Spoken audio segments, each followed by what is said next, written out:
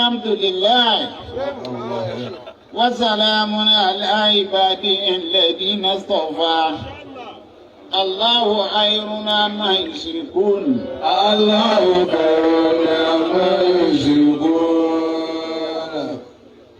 ربنا أوصيني أن اذكرني متك الذي أنعمتني علي وعلى والدي وأني أعمل صالحا ترضاه وأدخلني برحمتك في عبادك الصالحين. رب أوزعني أن أشكر نعمتك التي أنعمت علي وعلى والدي وأن أعمل صالحا ترضاه وأدخلني برحمتك في عبادك الصالحين.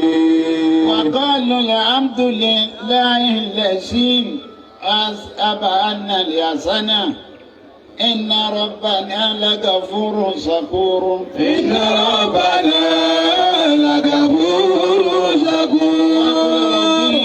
أدعني مديالا صديقي وارجني مهرج صديقي واجعلني من لدنك سلطانا نصيرا.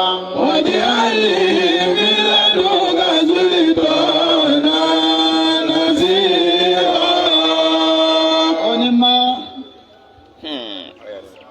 أرسل الرحمن أرسل الرحمن يرسلهم من رحمته تسعة أو تنزل في ملكوت الله أو ملكه لكل ما يختص أو يشمل لله وطاعة المصطفى عبده نبي مقدار أو مرسل واسطة فيها واصل لا يعلم هذا كل ما يعقل يعلم هذا كل ما يعقل.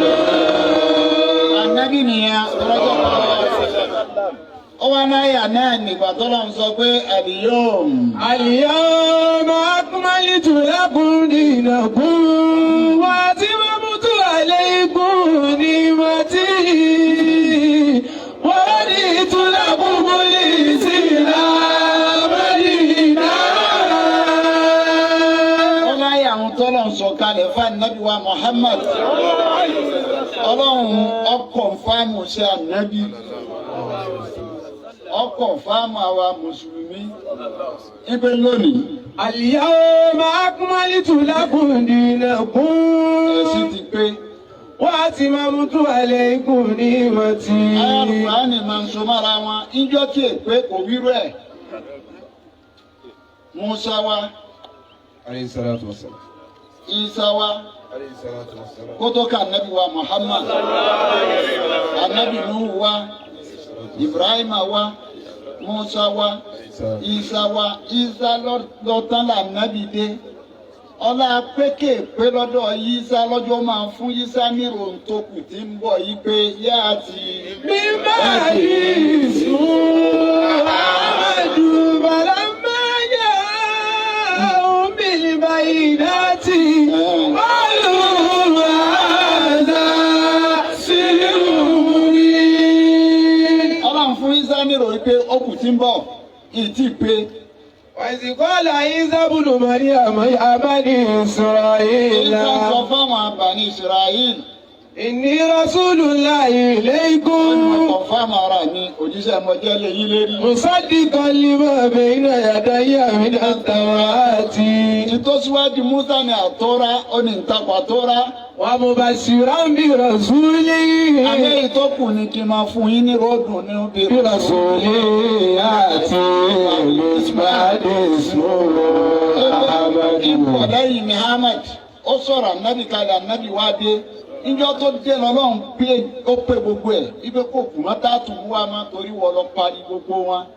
Ọlọ́run ní wà nábì اليوم أكملت لكم دينكم ẹ̀sìn ti pé. وأتممت عليكم نعمتي Ẹ̀rẹ̀ mi ọlọ́run ọba ó ti pélé yín lérí. ورضيت لكم الإسلام دينا. Ọlọ́run lọ ìkan méjì. Al-yawma أكملت لكم akmaltu lakum dinakum.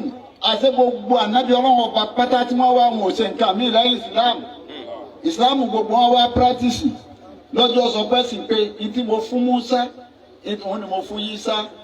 Gbogbo wọn pátákó ti tí mo fún wọn, ẹ̀sìn mo fún wọn. اليوم أكملت لكم دينكم Ọlọ́run ní ẹ̀sìn yẹn pé báyìí. وأتممت عليكم نعمتي. Kí ni ní màná? الله. Ìmọ̀ àmọ́ àwọn anábì ọlọ́run ọba wá lásìkò kọ̀ọ̀kan tá ànábì kan bá lọ ànábì kò dé bá ànábì kan bá lọ ànábì ó dé ànábì yẹn ní rìfáàsì pé níma níma yẹn pé túmọ̀ ànábì míì wá lẹ́yìn rẹ̀ ó ti pé. ورضيت لكم الإسلام دينا. Ọ̀rẹ́kùnrin Islam dinan ibẹ̀ ẹ̀sìn yóò ẹ̀ fẹ́ lọ bí àdéhùn àgbọn dínà kan ọ̀rọ̀ ẹ̀sìn pé ìlú bẹ̀ mẹ́ta ní ìlú bẹ̀ ń. Ẹ̀fẹ́ sọ̀rọ̀ níma títí mo fẹ́ sọ ni pé rọ̀díìtù. لكم الإسلام دينا. Rọ̀díìtù lákòmọ́lé ìsìlámù dínà ó lóun yọ́nú sẹ́sìn yìí. Ó ń tọ́ ọpá àláyà ìbásọ̀kalẹ̀ fún ni àwọn máa sọ bẹ́ẹ̀. الله. Wọ Umaru. Umaru wa ní tó bá já sí pé Ọlọ́run lóun yọ́nú sẹ́sìn ẹni wá fẹ̀sìn ránkọ́. Ànábì Muhammad ẹni fẹ̀sìn rán nítorí Ọlọ́run yọ́nú sí tó gbé wá ó ti yọ́nú sẹ́ni tó gbé wá ó sì hàn yí pé kò sẹ́ni tó yọ́nú sí tó ju Ànábì Muhammad. Làwọn àfáà wa tírèsì yí pé ìgbà mẹ́ta Mariana mẹ́ta kò sẹ́dá tí ò ní kọjá mẹ́ẹ̀. Sùfòlíyà kò sẹ́ni tí ò ní ṣe. Wọ́n wá wo ìgbà ọmọ èké ànábì. Arátú الطفولية. Mara ànábì ọ̀sọ̀ kò ṣe wérí. Kò ṣe rí. Wọ́n tírèsì ẹ̀. Àwọn àfáà máa ń. Kò ṣe kókò ṣe wọn. Àwọn àfáà máa ń tírèsì yàn. Wọ́n tírèsì ànábì yìí pé káwọ́ gbà àkókò rẹ̀. Wọ́n ń kọ̀ṣẹ̀lẹ̀ sí ànábì yìí. Wọ́n tírèsì ẹ̀ débi yí pé wọ́n là nábì ọ̀dára kọ́dà kára yìí. Mariala kasi ni tọ́nà ìfinilẹ̀ pé Mariala wọ́n wà ìfinilẹ̀ pé Mariala wà lóbi ní Suratu Nuru. والخامسة Èso أن غضب الله عليها إن كان من Suratu Nuru Ọlọ́run kí ó yé wa pé àsìkò èwe wà fáwọn ọmọ tó bá jẹ́ àwọn èwe yìí. Ìfẹ́ bàlágàlà àtìfáàlì.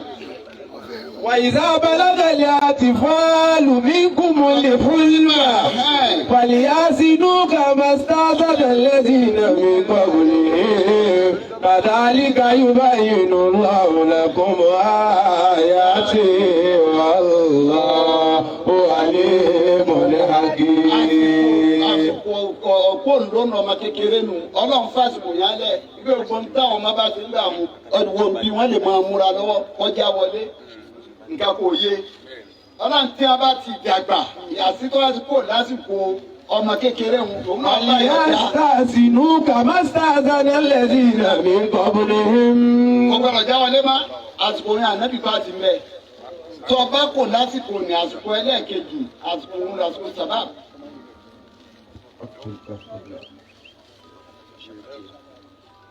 Àsìkò ẹlẹ́ẹ̀kejì nu Ọlọ́run fi yìí náà nílẹ̀ pé mẹ́.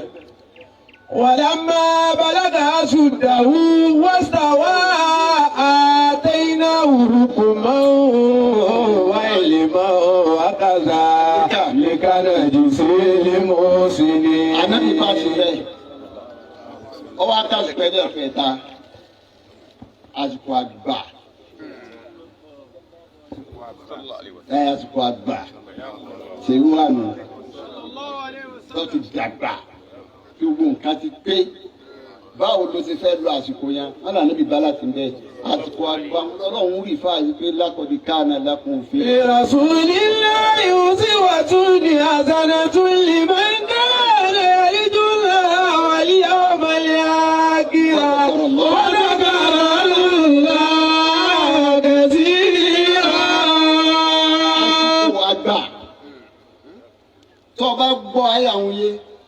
sì sọ tó sì sọ kéwú kí ló dé tí Ọlọ́run ti rọ̀súlù síwájú Uswa nítorí ẹ kó mi pé làkọ́dí kánà fi rasul. rárá làkọ́dí kánà lákùn uswatun hasanatun fi rọ̀súlù fi rasulillahi. nítorí ẹ kó wínú Uswa lẹ kó ti síwájú kánà làkún. uswatun hasanatun fi rasulillahi. ọwọ́ ni làkọ́dí kánà lákùn fi rasulillahi uswatun hasanatun. ó ti pé kò Ọlọ́run ò ní sàdédé lò àfikọ́ jẹ́ ní gáràjì máa.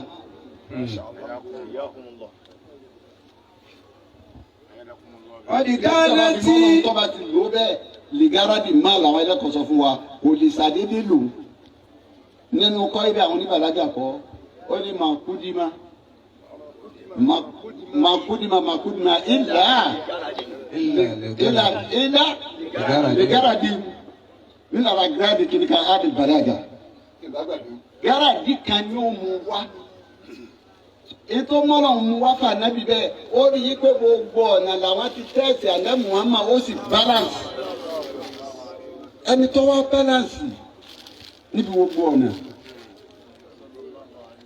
tí ó sì tírẹ́ẹ̀nì wa nínú máníájú rẹ̀ tó gbé wá fún wa.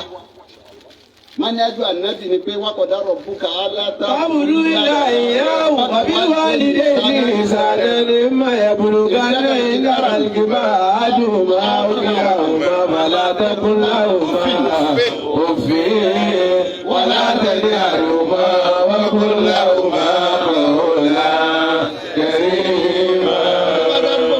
Ni wọn pé ká ti dáadáa sí àti bàbá wa nítorí pé wọ́n jẹ́ sábàbí báwọn lọ́wọ́pọ̀ tó wà wá sáyé òun ló fi bẹ́tọ̀ pé ká ti dáadáa sí wọn ẹni tó wá jọ pé ọlá rẹ gbogbo ayé fi wá ń kọ́. dídé ànẹ́bí lẹ́yìn kí gbogbo nǹkan yé láti lè fún lẹ́tọ́ọ̀nì wọ́n ń ka ọ̀rọ̀ ṣéwàásí àríyó nìyí níjọ mọ́lúdì tí wọ́n sọ sórí nẹ́ẹ̀tì ó ní kò sí ń tọ́ta kó kéèyàn jòkó mọ́lúdì yóò bàbá pé síkìrì ní ọmọ wa ń bẹ ìrántí ànábì ní ọmọ wa ń bẹ ìdárúkọ Kùránì ní ọmọ wa ń bẹ ìdárúkọ Ọlọ́run ní ọmọ wa ń bẹ kí tí wọ́n ta kó nínú ẹ̀sìn ìyẹn fi ń jásí pé ń bẹ lọ́ńdà ká mọ rírì ànábì Muhammad báwo la ànábì Muhammad ṣe tó báwo ni pàtàkì ànábì bọ́ọ̀ bá sọ wá pàtàkì ànábì sí ni ìwọ náà fi sọ pé kó lè ń kun tó. Tuhibuna Allah fattabi'uni yuhbibkumullah wa yaghfir lakum dhunubakum wallahu ghafurur rahim. Muhammad sallallahu alayhi wa sallam. Ọlọ́run kọ́ wọlé ànábì Muhammad. Ọlọ́run wọlé ànábì Muhammad. Ọlọ́run mọ́sá wọlé ànábì Muhammad. Ọlọ́run mọ́sá wọlé ànábì Muhammad. Lọ́dọ̀ rẹ Ọlọ́run. Lọ́dọ̀ rẹ Ọlọ́run. Lọ́dọ̀ rẹ Ọlọ́run. Lọ́dọ̀ rẹ Ọlọ́run. Ìwọ Ọlọ́run ló sọ bẹ́ẹ̀. Ìwọ Ọlọ́run ló sọ bẹ́ẹ̀. Fún ànábì. Fún ànábì. Ààrí kọ́ sọ bẹ́ẹ̀ fẹ́ nìkan síwájú. Ààrí kọ́ sọ bẹ́ẹ̀ fẹ́ nìkan síwájú. Ó ní inna fatanaka. Inna fatahna laka fathan mubinan liyaghfira laka Allahu ma taqaddama min dhanbika wa ma ta'akhkhara. Kí á tẹ̀sẹ̀, àtẹ̀yí ọ̀sẹ̀ síwájú. Àtẹ̀yí tí ọ̀sẹ̀ padà wá. Àtẹ̀yí tí ó padà wá sẹ̀. Ó ti foríjì. Ó ní gbogbo ẹ̀ ló ti foríjì. Kò lè pé ìbẹ̀rẹ̀ rẹ lórí ẹ̀. Kò lè pé ìbẹ̀rẹ̀ rẹ Ọlọ́run ẹ lórí ẹ̀. Ọlọ́run má ta wọlá rẹ̀ lọ́dọ̀ rẹ ọgọ́rùn. Ọlọ́run wọlé rẹ lọ́dọ̀ rẹ Ọlọ́run. Gbogbo ìṣòro ẹnì kọ̀ọ̀kan wá. Gbogbo ìṣòro ẹnì kọ̀ọ̀kan wá. Àmín. Ó ṣe òkú tó. Bó ti lè wù kó tó. Ọlọ́run sábà aṣọ di pẹ̀tẹ́lẹ̀. Ọlọ́run bá aṣọ di pẹ̀tẹ́lẹ̀. Orí ẹsẹ̀ wa jìwọ́ Ọlọ́run. Orí ẹsẹ̀ wa jìwọ́ Ọlọ́run. Yọ́nú sí wọ Ọlọ́run. Yọ́nú sí wọ Ọlọ́run. Ọlọ́run forí ẹsẹ̀ wa jìwọ́. Ọlọ́run forí ẹsẹ̀ wa jìwọ́. Yọ́nú sí wọ Ọlọ́run. Yọ́nú sí wọ Ọlọ́run. Gbà wá lẹ́rú. Gbà wá lẹ́rú Ọlọ́run. Fi wá láyà balẹ̀. Fi wá láyà balẹ̀. Gbàdúrà wa. Gbàdúrà wa. Gbàdúrà wa. Gbàdúrà wa. Lérí ara wa. Lérí ara wa. Lérí gbogbo nǹkan ni wa. Lérí gbogbo nǹkan ni wa. Gbogbo kálukú tó wá nítorí ànábì Gbogbo Muhammad. kálukú tó wá nítorí ànábì Muhammad. Ọlọ́run má jẹ́ apádà sílé lọ́wọ́ òfìfo. Ọlọ́run má jẹ́ apádà sílé lọ́wọ́ òfìfo. Ẹni tí róore. Ẹni ó ti róore. Lórí ọwọ́ rẹ̀ ọbọ̀ o. Ọjọ́ orí ọmọ rẹ̀ ọbọ̀. Ẹni tí èrí. Ẹni tí èrí. Ọlọ́run bá wa fún. Ọlọ́run bá wa fún. Ẹni nídìí àlàáfíà. Ẹni nídìí àlàáfíà. Ọlọ́run bá wa fún. Ẹni nídìí àrísìkí. Ẹni nídìí àrísìkí. Ọlọ́run bá wa fún. Ọlọ́run bá wa fún. Ọlọ́run Ọlọ́run Muhammad.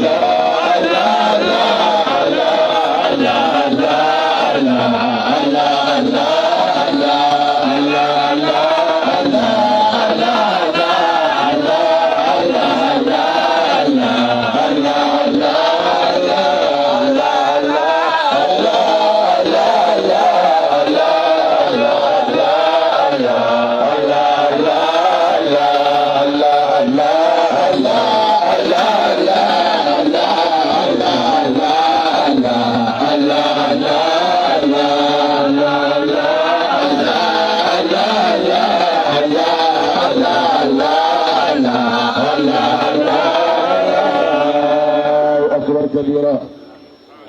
آمين شيخ. آمين. آمين شيخ.